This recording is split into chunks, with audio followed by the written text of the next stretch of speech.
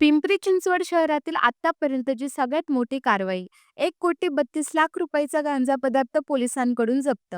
अंमली पदार्थ विरोधी पथक गुन्हे शाखेची धडक कारवाई. पुणे नाशिक महामार्गावर चाकणजवळ टेम्पोतून 264 किलो गांजाची वाहतूक करताना 2 इसम ताब्यात. सुमारे 1,32,00,000चा गांजा जप्त. अंमली पदार्थ विरोधी पथक गुन्हे शाखेकडील वरिष्ठ पोलीस निरीक्षक संतोष पाटील यांनी अंमली पदार्थ विरोध पथकातील सहाय्यक पोलीस निरीक्षक स्वप्नील चव्हाण, सहाय्यक पोलीस निरीक्षक विक्रम गायकवाड व पोलीस अंमलदार यांचे पथक तयार करून प्रभावीपणे पेट्रोलिंग करून व गुप्त बातमीदार नेमून पिंपरी चिंचवड पोलीस आयुक्तालयाच्या हद्दीत अंमली पदार्थांचे अवैध विक्रीवर आळा घालण्याकरिता व अंमली पदार्थांचे समूळ उच्चाटन करण्याकरिता योग्य त्या सूचना दिल्या होत्या. त्यानुसार दिनांक 14/7/2025 रोजी पहाटे दरम्यान अंमली पदार्थ विरोधी पथकाकडील सहाय्यक पोलीस निरीक्षक स्वप्नील चव्हाण व पथक असे चाकण पोलीस स्टेशन हद्दीमध्ये पेट्रोलिंग करीत असताना पोलीस हवालदार जावेद बागसिराज यांना मिळालेल्या गुप्त बातमीवरून पुणे नाशिक महामार्गावर आळंदी फाटा परिसरात सापळा रचून नाणेकरवाडीजवळ टाटा कंपनीचा पिवळसर रंगाचा टेम्पो नंबर MH12UM 1155 मधील इसम राम व्यंकट पितळे वय 25 वर्ष समता शाळेजवळ धनगर वस्ती उरळी देवाची पुणे व श्रेयस प्रदीप चव्हाण वय 21 वर्ष राहणार ढमळवाडी भेकाईनगर हडपसर पुणे हे त्यांच्या ताब्यातील टेम्पोमधील एकूण 264 किलो 226 ग्रॅम गांजा असा एकूण 1,32,11,300 रुपयाच्या मुद्देमालासह वाहतूक मिळून आलेले सदर दोन्ही इसमांना त्यांच्याकडील सदर टेम्पोसह ताब्यात घेण्यात आले असून त्यांच्या विरुद्ध चाकण पोलीस स्टेशन येथे गुन्हा क्रमांक 496/2025 NDPS ऍक्ट कलम 8 क 20 ब क 29 प्रमाणे गुन्हा नोंद करण्यात आला आहे. सदर आरोपींची पोलीस कोठडी घेण्यात आली असून पुढील तपास चालू आहे.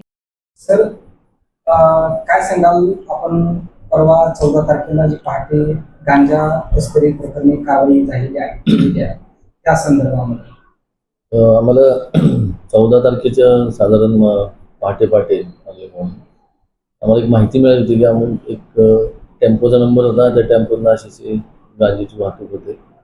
त्यानुसार आमचे PI चव्हाण साहेब आणि जावेद बागशिराज करपे आणि इतर जी टीम होती ते तिथं ट्रॅप लावला होता.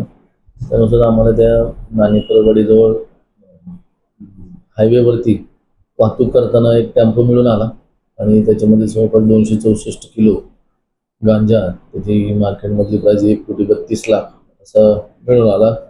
2 इसम त्यात आम्ही ताब्यात घेतलेले. त्यांना अटक करून त्यांच्यावरती NDPS ऍक्टमध्ये गुन्हा दाखल करून त्यांच्या पुढील कारवाई आणि पुढचा तपास चालू आहे.